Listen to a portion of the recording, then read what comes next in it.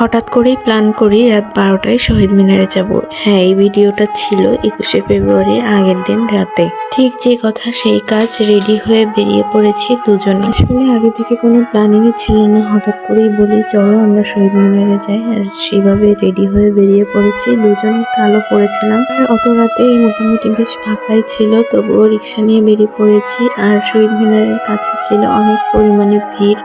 তো এই যে আমরা এখন রিক্সা নিয়ে নিয়েছি, এরপরে হচ্ছে শহীদ মিনারে যাব। আমাদের বাসার খুব কাছেই শহীদ মিনার, হাদিস পার্কে। খুলনা যারা আছো তারা অবশ্যই চিনবে।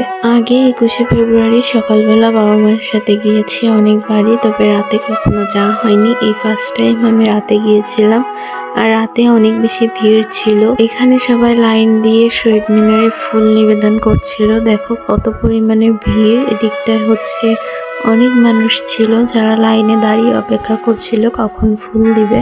আমরা হচ্ছে দাঁড়িয়ে দেখছিলাম, যেহেতু অনেক ভিড় ছিল তার জন্য আর শহীদ মিনারে উঠতে পারিনি। সবাই দলবদ্ধ হয়ে এসেছিল, এই জন্য হচ্ছে আমরা দুজনে গিয়েছিলাম, তো এই জন্য আর শহীদ মিনারে উঠিনি। আর এদিকে দেখো শহীদ মিনারে ফুল নিবেদন করে সবাই নেমে আসছিল। আসলে এর অনুভূতিটাই অন্যরকম।